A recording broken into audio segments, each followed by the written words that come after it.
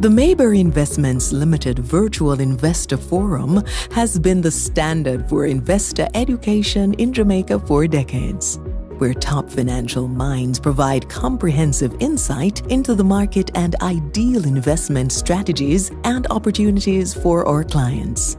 Celebrating 37 years of excellence in investment banking. The Mayberry Virtual Investor Forum. Investing in Jamaica.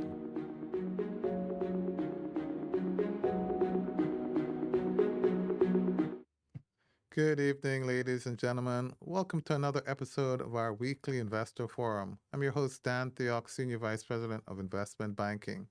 Today, we're going to be discussing General Accident Company Limited, and who better to be joining us than the Managing Director herself, Ms. Sharon Donaldson. Welcome to the program, Sharon. Happy to have you. Thank you so much. It's been a minute, so we're happy to have you. Mm-hmm. Well, folks, if you like the content, don't forget to hit the like button and to share this video. And if you haven't yet, then remember to subscribe and hit the bell to receive all future notifications. We upload content just like this just about every week. Also, it's about that time that you embarked on your very first investment journey. Remember, patience wins the investment game, not speed. That means the earlier you start, the better it is for you. Why not take that first step with Mayberry, of course? Follow us on social media today to get started. Don't forget that we'll have a Q&A segment at the end of the program, so make sure to submit your questions so that we can address them all at the end. Okay, let me tell you guys a little bit about Sharon Donaldson. She hails from Lucy in Hanover, where she successfully completed her studies at Rosie's High School and matriculated to pursue a tertiary education at the College of Arts, Science and Technology, now called the University of Technology, Jamaica.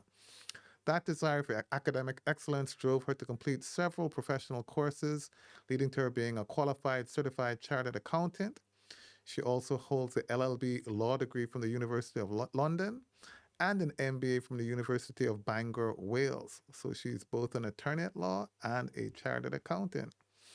She served as financial controller, company secretary, and general manager for over 18 years, from 1989 to 2007, and was promoted to the position of Managing Director of General Accident back in 2008. She's also a lecturer at the Norman Manley Law School and the Richmond Academy, where she prepares students for ACCA certification. Ms. Donaldson serves on several boards, both as a member and as a chair. She also serves as the treasurer of the Institute of Chartered Accountants of Jamaica and a member of the board of the Jamaica Environmental Trust. Ms. Donald's capability can be measured in her ability to prepare business plans to reinsurers, leading to increased underwriting capacity, the increase in market share, and the restructuring and underwriting units that in turn has produced improved functionalities and greater value-added services for GENAC. She was integral in building out the process of the company that got them listed on the Junior Stock Exchange with, of course, Mayberry. And through innovation and strategic planning, she's redefined the terms and conditions of the company's main policies to provide enhanced values to insureds without increasing the company's risk exposure. It is interesting to note that with all her current responsibilities, Ms. Donaldson still finds time to read. She enjoys watching netball, playing tennis, and I can testify to that, and herself uses this as her form of exercise. And again, I can attest to that. She's a good tennis player. I happened to be on the tennis court with her this morning by complete coincidence. She also enjoys dramatic theater and spending time with her friends. She's a mother to Lichelle and gets excited when she talks about her beautiful granddaughter, Haley. Sharon, wow, I didn't know that you were so qualified. I mean, I know you're a very esteemed colleague, but both your chartered accounting degree and your MBA, like myself, plus on top of those two, your LLB in law. So congrats, and it's good to see that you're giving back by lecturing as well, too. Happy to have you here again. Thank you again, sir. It is indeed my pleasure. Well, folks, without further ado, I'm going to allow Sharon to make a presentation on GENAC just to give us a little bit of perspective about the business. And then thereafter, maybe we'll do our usual financial analysis. And then thereafter, we'll get into some Q&A. So over to you, Sharon. Okay, thank you again very much. And I'm really, really happy to be here to talk about general accident because I have spent, I would say, a good 30 years of my working life at this institution, and it is so much a part of my life and my career growth and part in what I do. So, general accident is, as far as I'm concerned, the only insurance company in Jamaica. No, that's not exactly true, but that's really how we feel about the company that we work with. So, just to tell you a little bit about us and what we actually do. So, a couple of times I'm being asked, do we really need insurance? Why do we need insurance? Is it necessary? And the answer to that question is yes, it is. It is so critical to the economy. It is so critical to the protection of your own personal assets, and it provides you with comfort while you go to sleep that if for any reason at all you lose an asset, you will have some mechanism to be able to regain and rebuild. So it is a risk transfer method, very, very old principle. And it goes back to the code of something called Amarabai. Don't ask me what that means, but in my insurance school and learning, I was told at the very least I need to know that. In the early years, the policies were just marine policies and for trade. Today, insurance is much wider than that, and it protects the assets of companies and individuals. Now, what does General Accident Insurance Company provide? It provides a wide range of coverage for all kinds of asset classes, for buildings, for vehicles. It provides support whenever there's a liability claim. If there is a consequential loss, and your consequential loss would be really for business companies. For example, what would happen if you've had a fire and your building was burnt down and it's a business building, it's a commercial building? What do you do in that time? So it's called consequential loss. So we provide insurance coverage for that period of time when you are not trading and operating. You need it for buying a home. Why? Because you need it for mortgage support. So, in terms of getting your mortgage loan, the mortgage companies will not provide the loan unless the security asset is insured, i.e., your home or your building. In the modern economy, I'm going to say that it is almost unimaginable without insurance. It just cannot happen. It would simply mean that there would be no loan capital for expansion or trade.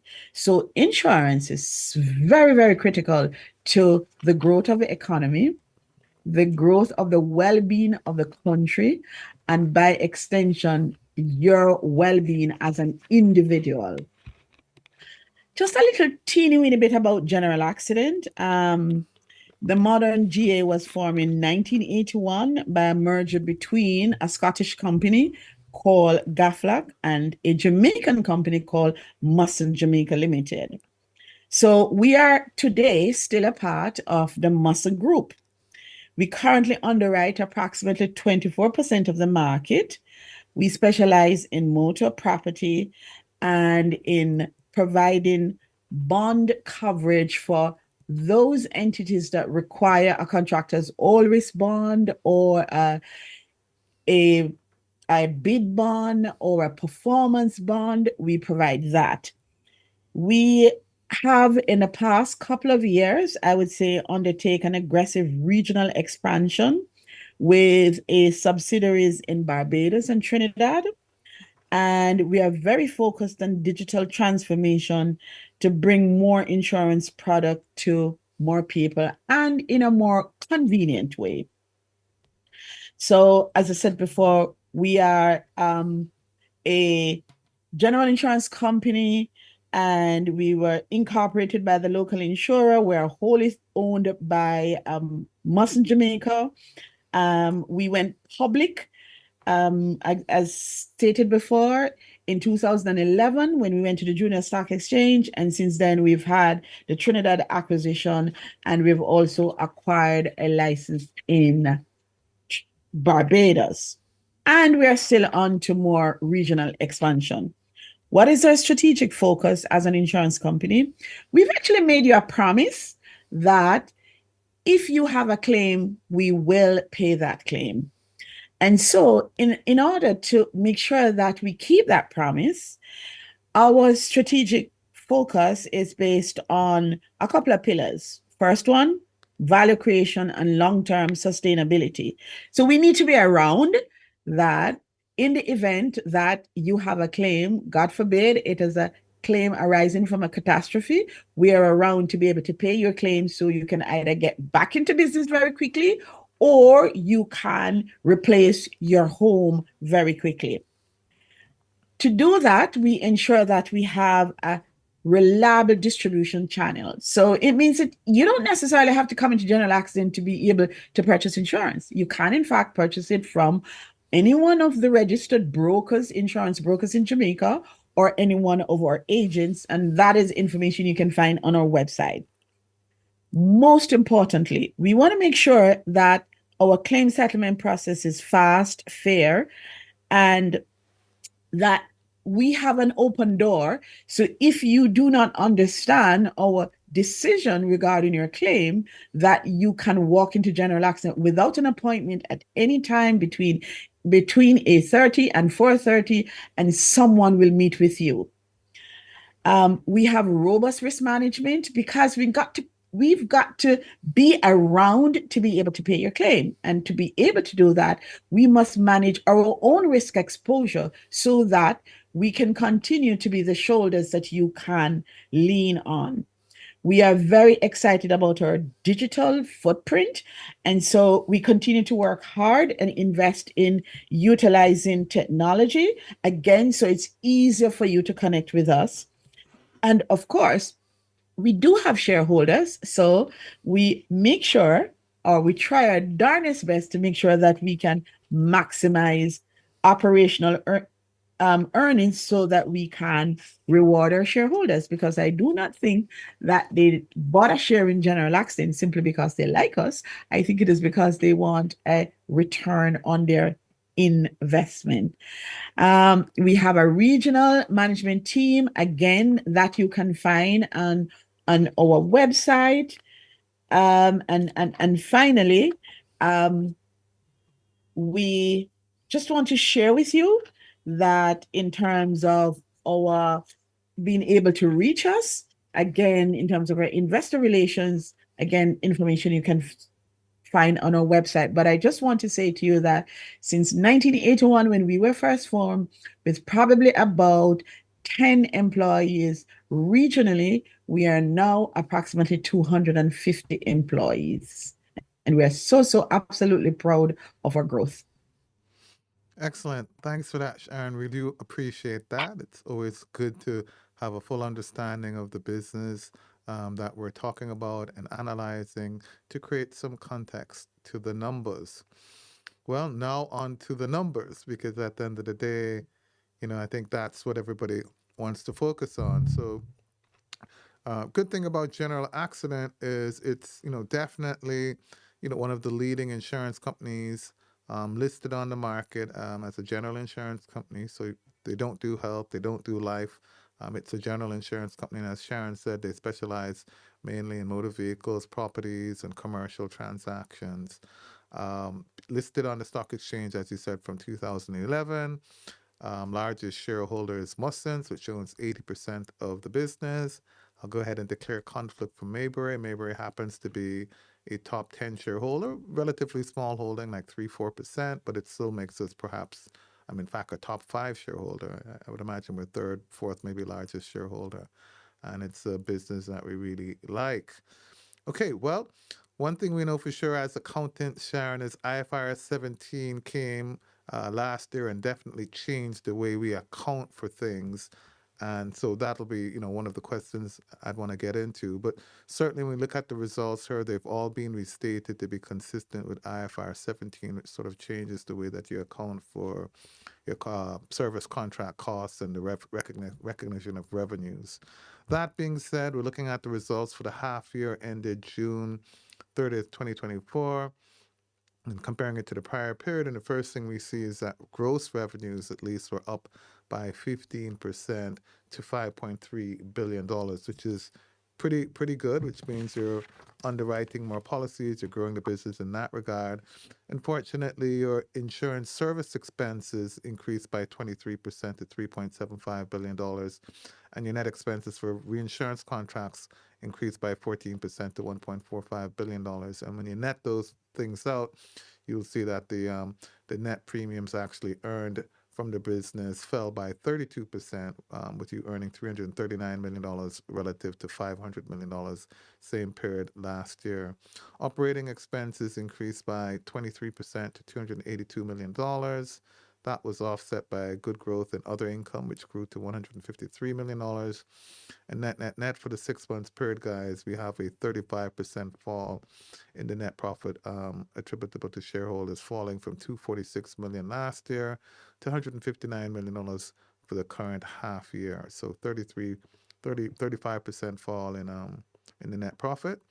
And we'll again be talking about that, trying to get a good feel for what's happening with the insurance service expenses and with the net expenses for reinsurance contracts. Balance sheet, really strong. Total assets actually grew by 28% to $12 billion from $9.4 billion to $12 billion. That's really substantial growth.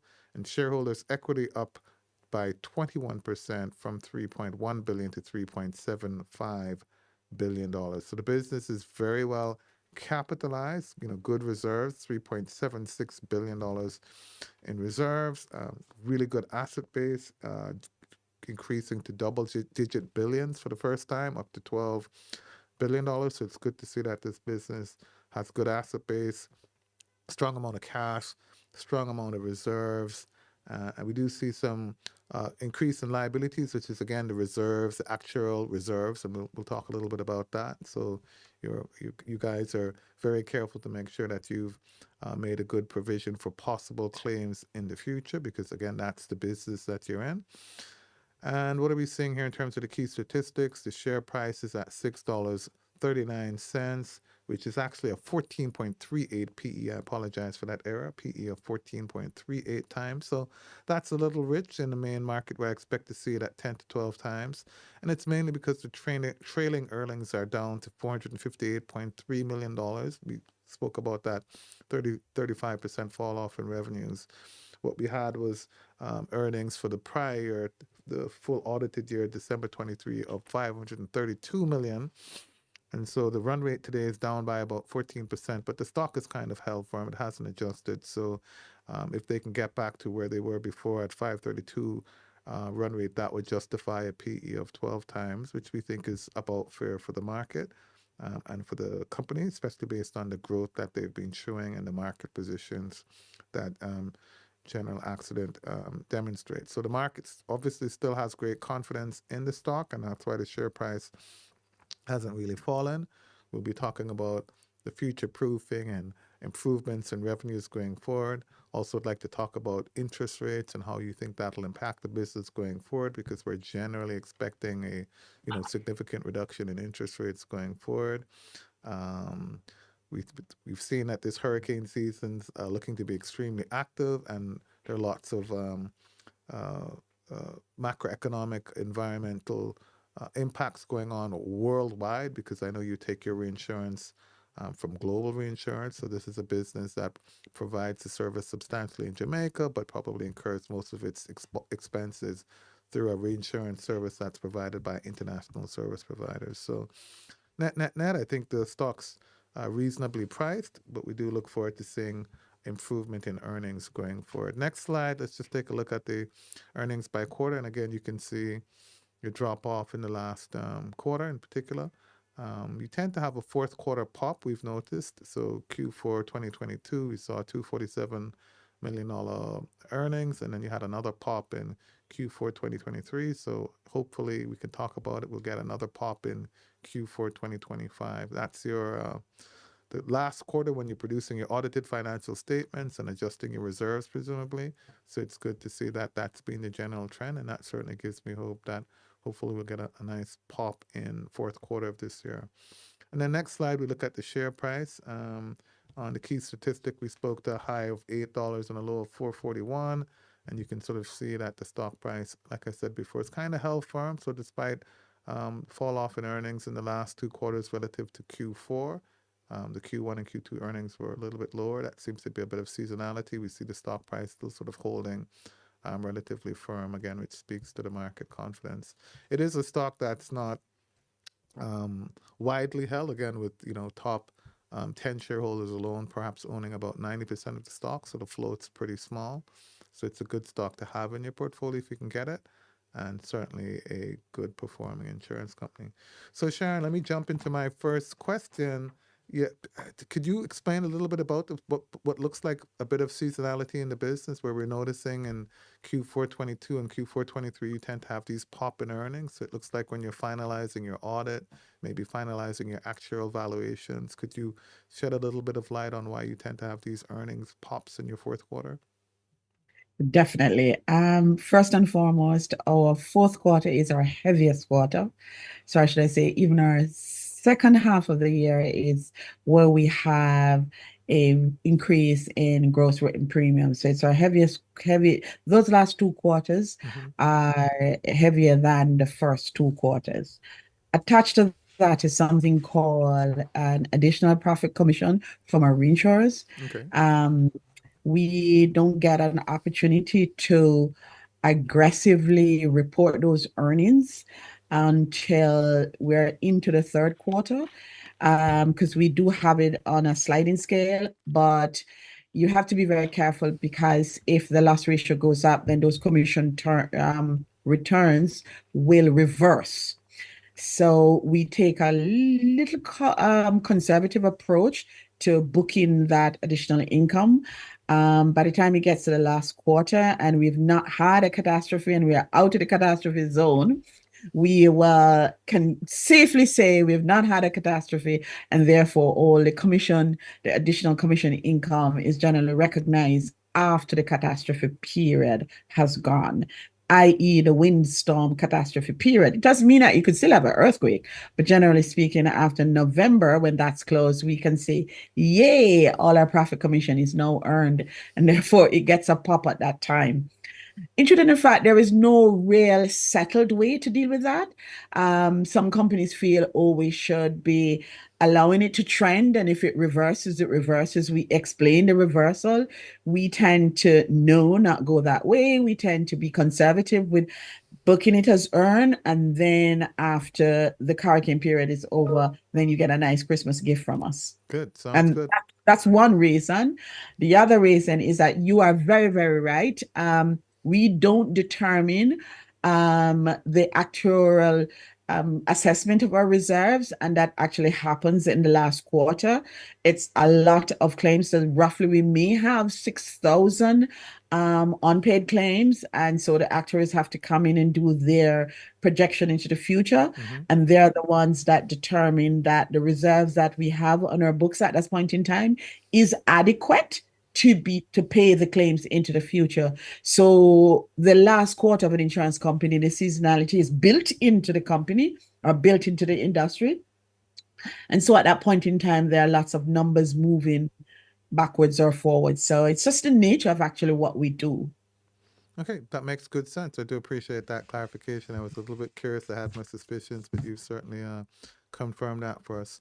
Okay, so let's talk about what's going on in the world economy and overall macroeconomic environment. How are you feeling about the future for your business and profitability when you think of, what's happening globally, what's going on with interest rates, the fact that interest rates will probably be trending down for the next 12 months, what's happening with catastrophes worldwide, and what you're experiencing in terms of rate increases or pressures or tightening in the market from your reinsurers? All right, so let's just talk about the rates that's going on in the world and the interest rates. Now, our reinsurers, they do have a pool of managed funds that they have leveraged and loaned to us to support us in the event that we have a catastrophe to be able to pay those claims. On those pool of funds, they're expecting a minimum return. And to be able to do that, that requires us to increase the prime rates to our insureds, particularly the property reinsurers, not so much the motor reinsurers, but the property reinsurers are screaming for increased rates. What happened to us 2 years ago was that the interest rates in the global market increased a bit, and so the reinsurers removed some of their capacity from the Caribbean region because, according to one reinsurer, Big Bad Munich Re, which is the largest reinsurer in the world, says that, Sharon, why should I loan you my capital when I can get a much better reliable returns on putting it on a financial investment. And so that pushed the interest rates up quite a bit. Sorry, that pushed the primary rates for the local insurers quite a bit because we had to promise increased rates to be able to continue to get the reinsurance support. So the interest rate market has an impact on what we charge to the local insureds. Interest rates looks as if it is trending down, and you guys can probably tell me a little bit more. So I think going into the renewal season, which is January of every year, I'm not getting any screaming emails from my reinsurers to say, oh, rates must continue to go up. So I would write to them and says rates will hold, and everybody's saying, okay, all right, fine, rates are holding, we are happy. So I'm assuming that means that rates on the financial investment is also either going slightly down or holding. So I'm getting no screaming where that is concerned. So within the local market, we're not expecting to push the property insurance rates much further. What is happening also too is that the frequency of catastrophes will also impact what we charge for insurance because it's one pool of funds. So Munich Re, Swiss Re, Lloyd's of London, those are the large reinsurers that provide capital behind us. They provide capital to the entire world. So if there was a catastrophe in Japan, it eats out some of their funds that they have to pay the claims, and they would expect the region that does not have a catastrophe to be putting money in to fill that gap that was just used up. And so because the principle of insurance is that the misfortune of the few is paid for by the many.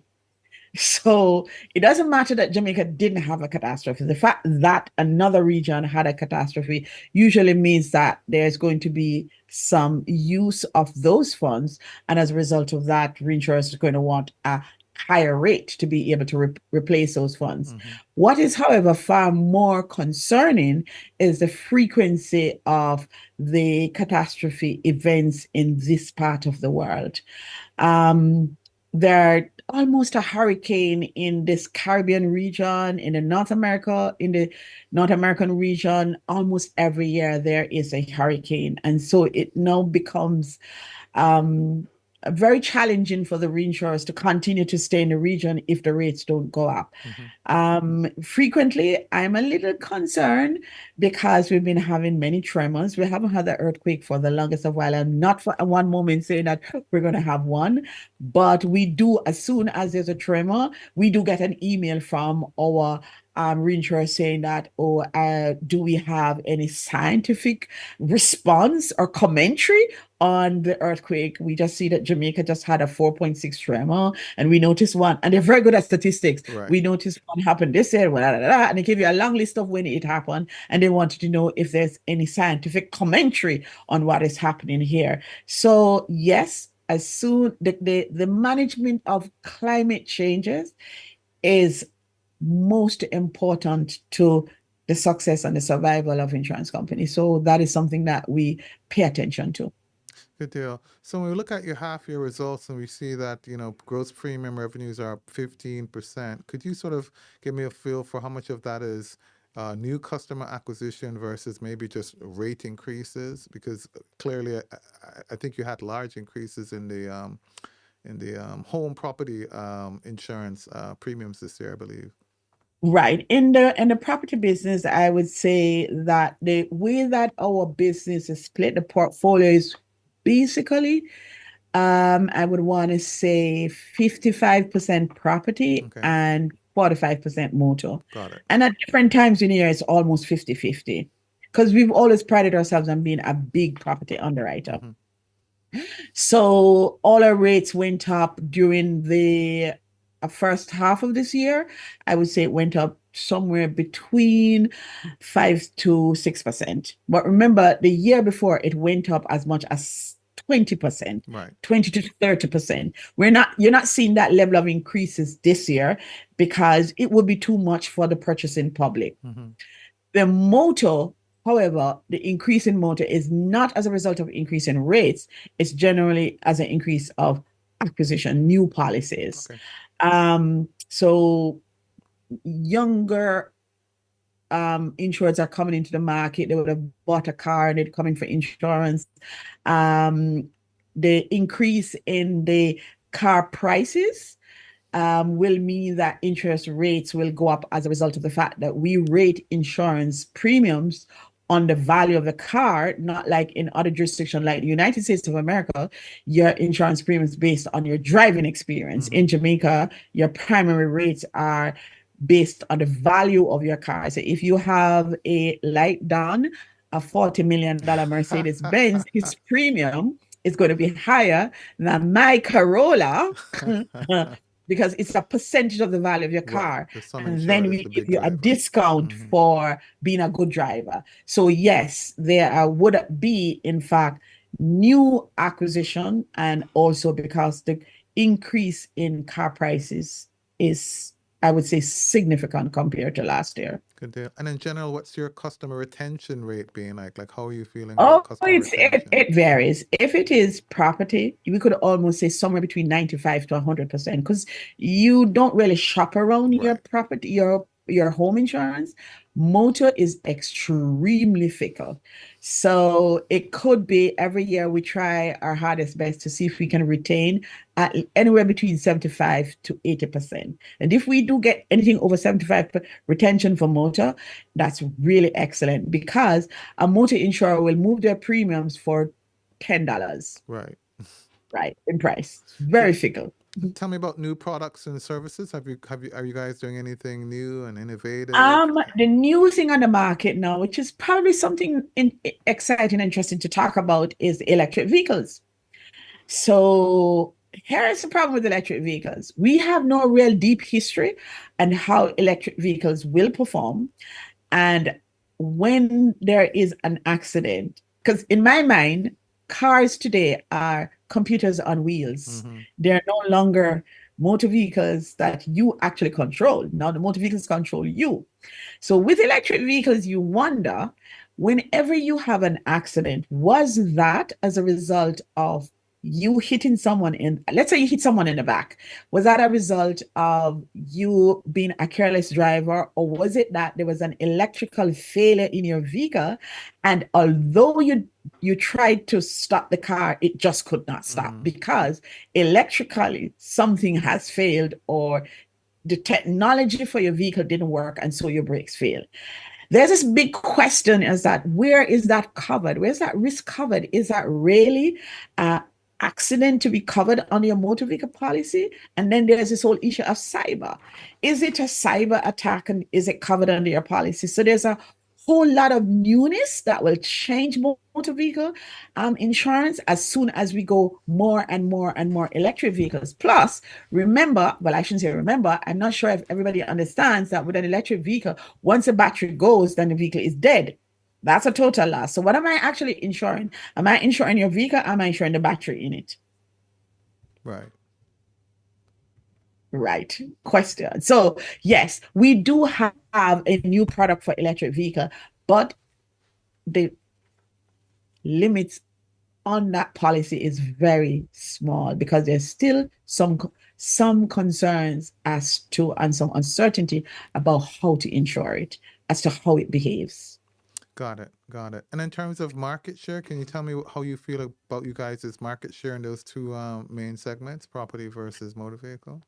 Yeah, I would say that we would probably like a little bit more property, but our property market share is limited by the support that the reinsurers give us because we are a highly monitored entity and we cannot write more than our capital adequacy. So to some extent, we would love more, but to be able to do that, we would need to get more reinsurance support. And right now, reinsurance support is very tight.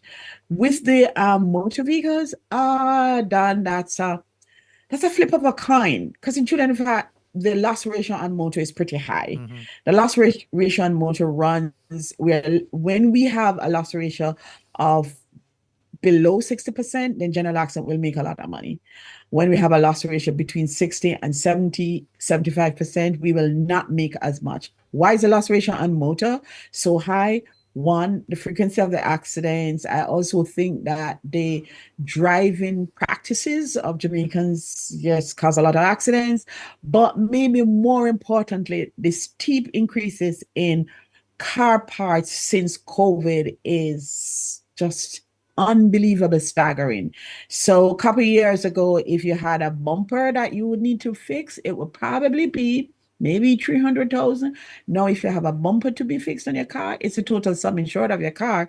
And as a result, the insurance company then declares your car a total loss. So with what we are seeing is claims inflation in car parts. So that has pushed the cost up. Do I want more of that?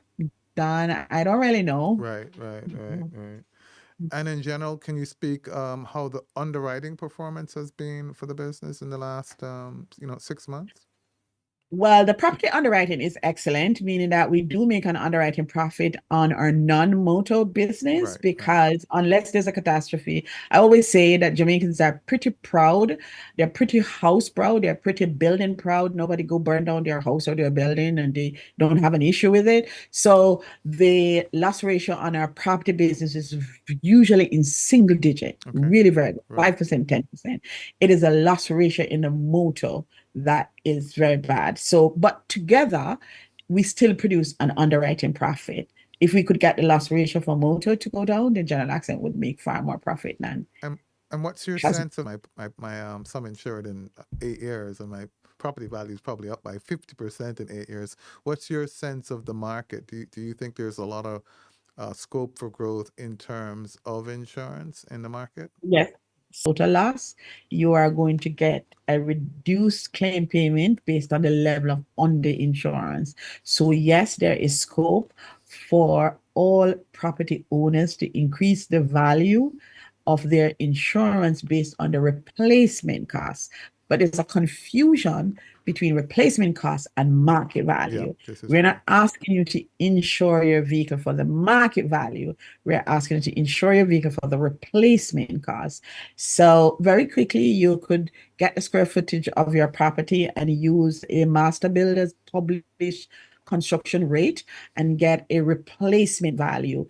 And that's what you need to insure it for. But I do not think property owners are inclined to do that, particularly homeowners. I think commercial insureds are more inclined to ensure that their buildings are at replacement value. Right. So yes, I think there's a level of underinsurance. Right. And let's talk a little bit about business interruption insurance. You did sort of infer that that's a thing that you guys do. Is it, again, do you think that's, business aspect that you could see more growth in, i.e. businesses taking out insurance, not just for the damage of property, but for the, as you said, consequential losses for business interruption, for loss of profits? Yes, we actually would love to see greater penetration in that area. And the business interruption is there. There's scope for growth. The thing about the business interruption is that it doesn't have a limit. So it's not like the own damage, should I say, the material coverage of your building, there's a limit to that. But with the consequential losses, reinsurers don't give us any limits. In truth, in fact, we'd love to see more of that. And as Don says, what that really means is that in the event that your building burns down and you cannot continue to trade or to do your manufacturing, during that period, there'll be some funds coming in that is generally equal to somewhere around about your gross profit. There are many ways, many different ways to calculate your business interruption losses. Some persons use percentage of their sales, some persons use the gross profit methodology. But the good thing about it is that there'll be some cash coming in because you will still have some fixed charges that you're going to have to pay. There'll still be rent to be paid. There's still be staff to be paid.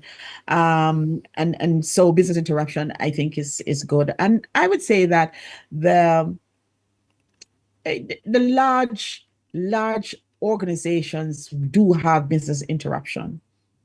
It's just the medium-sized ones and so on and perhaps. But the idea being is we could and the smaller ones don't. The idea being that we could come in and sit down with you and work something out. Hey, I want to have 3 months coverage or 4 months coverage of my fixed cost in case, my asset that's earning me revenue is damaged and I can't earn income, and I want to be able to cover my loan payment or my salaries or whatever that fixed cost is. You're saying we could come in, sit down with you and work something out, agree a methodology, and you'd be happy to underwrite that insurance.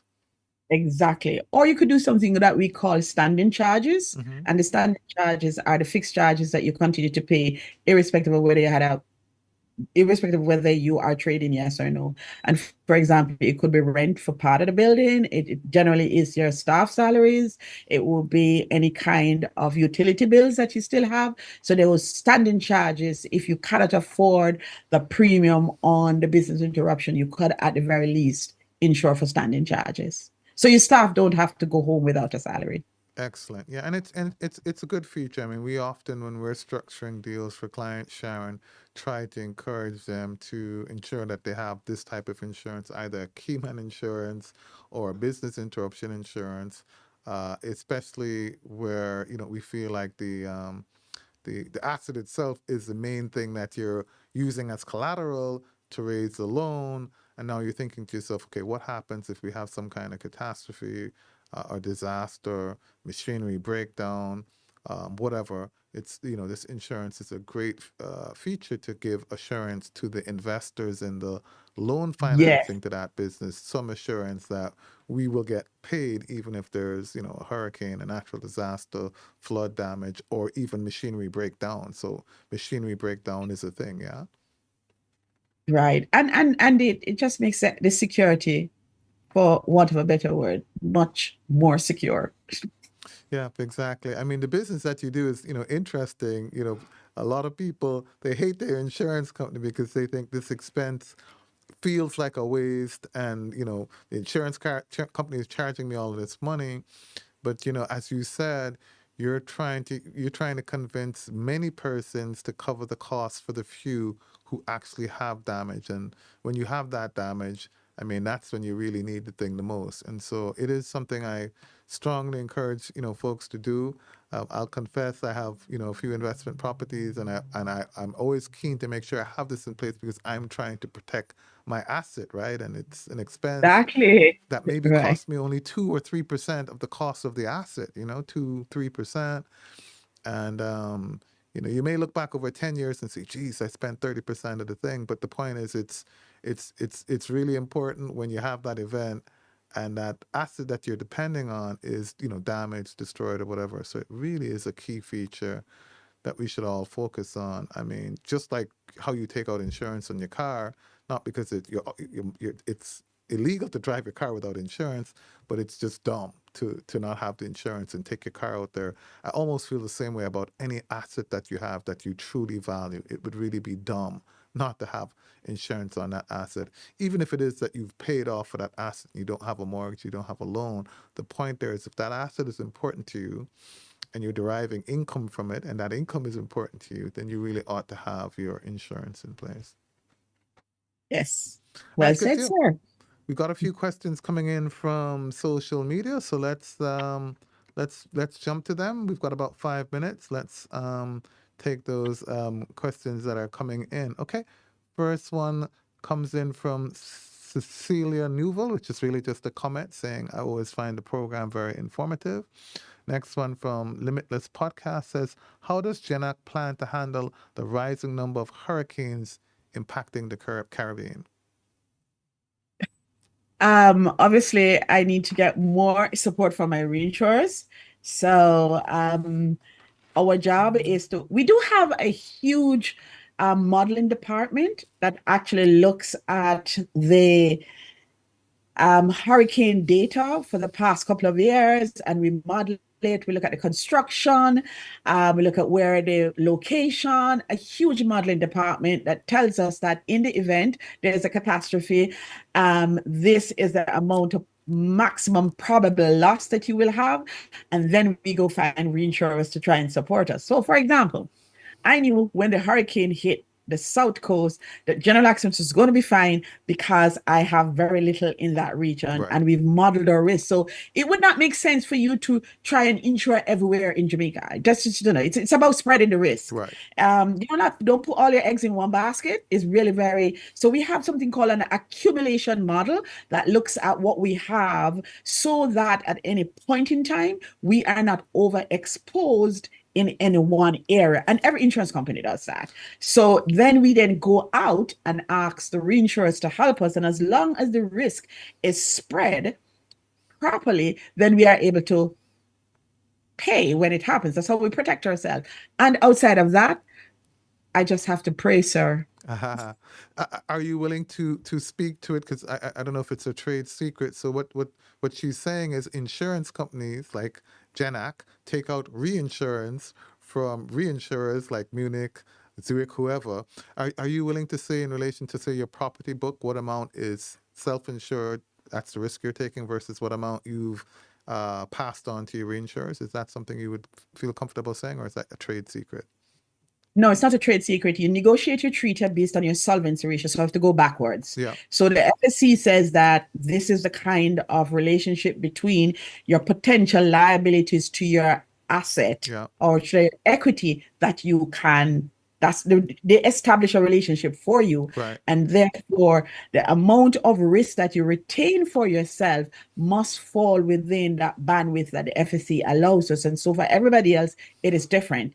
So for every company, it's different, because in truth and in fact, it really is driven by the amount of what we call free capital that you have to be able to carry more risk, to meet your solvency ratio. So you can go out and you can negotiate as much as retaining 5% and ceding away to your reinsurers 95%. So it ranges for different classes of business. Sometimes it's 90-10, sometimes it's 80-20, sometimes it's 70-30. It depends. So there's a range of possibilities, right, based on your available capital, and also on your risk attitude. If you are risk averse and you worry about whenever there's going to be a hurricane or an earthquake, you're probably going to be ceding away as much as 90% of your exposure to the reinsurers and retaining only 10 for yourself. So it depends. Got it. So in the case of GENAC, we see $12 billion in assets, $7 billion in liabilities, $3.7 billion in equity. The equity sort of represents your in-house reserves. You do your capital adequacy test, and then you sort of guide how much reinsurance you're going to take from that. Okay. Right. Perfect. I got that. Thanks for that question. Limitless Podcast. That was very helpful. It says, which countries are you thinking of expanding into, Sharon? And while you're at that, you could probably tell us a little bit about how well you've done in Trinidad versus Barbados. But then you can also let us know, are you guys thinking of expanding into any other countries? Yes, we are. You know that everybody's thinking, Ghana is the Holy Grail, right? Right. So we are thinking of going into Ghana. Like everybody else, Yeah. since as Ghana has now found oil and it's supposed to be booming in a little while. So yes, we would love to go into Guyana. We actually would want to go to the rest of the Caribbean islands. So we'd like to look at St. Lucia, We like St. Lucia a lot. We also like Grenada a lot. The insurance companies in Grenada do really, really, really very well. They have excellent underwriting techniques in Grenada. So those are two countries, That you're additional thinking countries of. that would like to expand to. Definitely, so as I said, Guyana, of setting up an insurance entity or a branch there Right. because it is very administratively expensive, burdensome. So you need to make sure that there is enough critical mass there to grow in premium to be able to cover the cost of doing that. For it to make sense.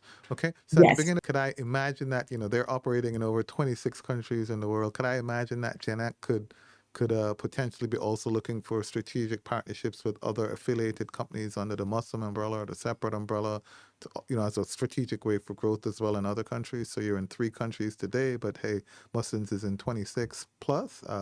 Is there any thoughts of you guys looking to your affiliates and leaning on those relationships, you think?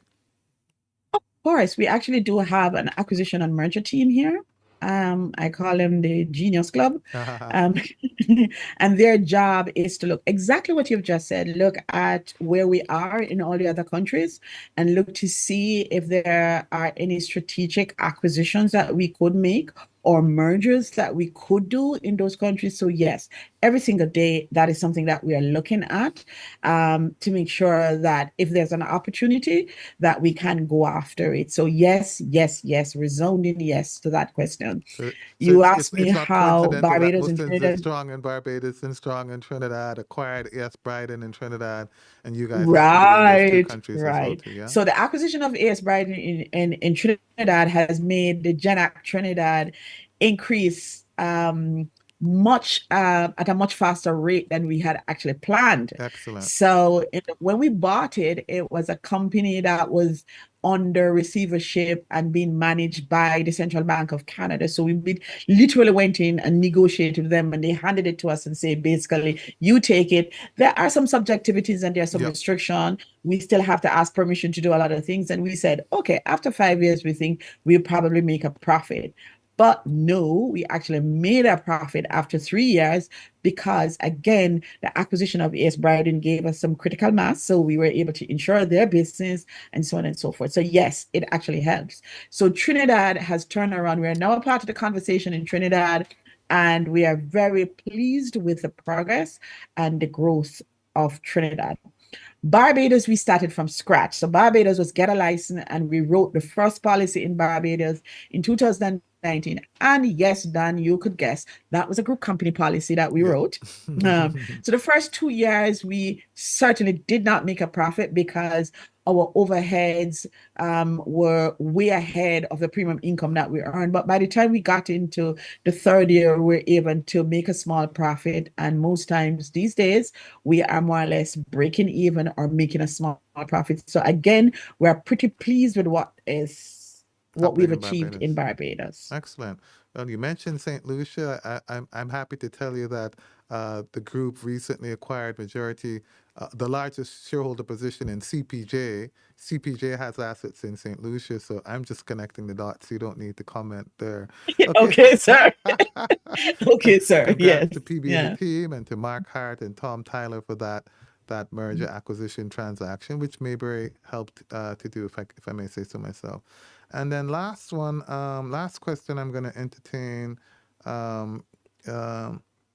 Okay, no, these were comments about the audio. GenAc's equity securities rose from $600 million to $1 billion from 2022 to 23. What percentage of the portfolio is JSC stocks? And could you just share some perspective on this growth in your investment portfolio? Say it again. So They he was commenting go about the on. growth in your securities, which went from $600 million to $1 billion from 2022 to 23, and he was curious as to what percentage of that portfolio was equities. So I don't think it's a large percentage of your investment portfolio that's equities. It's mostly GOJ Right. bonds and notes because you like to be very liquid and you want to meet your capital And I have adequacy to be test. very liquid. I Yes. can only invest a certain percentage of my asset, or whichever way you want to look at it, or my investment portfolio in equity. Right. There are lots of monetary restrictions in terms Right. of that. So I think it probably could have been maybe that at the time that we probably had US investments, and we tend to have a long position on US So investments. it It was could just be US. excess cash that the business had that you were investing, not so much the growth as in capital Right, gains growth in the investment portfolio itself. Yep, right. that makes good sense to me. That makes really good sense to me. Because as you said, we have to be liquid. Absolutely, absolutely, absolutely. And somebody asks, were you guys affected by Beryl? And I think you said like minimal to no No, impact from no, Beryl. very little, very little. It's not going to be, in fact, for Jamaica, Yeah, our insurers are pretty happy. It's not going to be what we call a major payout right, event, right, because I think most claims will come within the excess. And so there'd be very little. But in particular, general accident, if it were in Kingston, general accident probably would have had would be a a different story. greater claims impact, but it's in the South Coast, so it was And hit rural, the sort South of Coast. rural. Yes, and we don't have a lot there. Plus, also, even for the companies that insure on the South Coast, rural homeowners and businesses don't insure. Right. I get, She who was a teacher and is retired and she has a home, the last thing she's going to do is insure it yeah, I in the get that. country. I get that. I get that. And Kingston and St. Catherine and Montego Bay and maybe Ocho Rios, they tend to Right, sort of be the mecca of Jamaica, where you're going to have assets that you guys are right. probably securing. Yeah, yeah. Okay, well, Sharon, that has been extremely informative. Listeners, I hope you guys have appreciated the interaction and how you're. And I will be more than happy to come back. Oh, I'm And gonna hold that to you when I see you on the tennis court tomorrow. Yes, please do, sir. Good deal. And with that, we're going to bring today's discussions to an end. As usual, I'd like to thank our viewers for tuning in and for your support, which is always updates on our virtual investor forum by following us on social media. We share all things forum related on our social media pages. Don't forget to subscribe to our YouTube channel, Mayberry Investments Limited, if you haven't done so already. And remember, there is an easy way for insurance coverage today with no line in your way. All you have to say is GENAC. You don't need to go into a branch. You can do just about everything online at GENAC.com. insurance on the go. Trust the brand that you know. GENAC.com. All you have to say is GENAC.com. General Accident Insurance Company. Future-proofing tomorrow.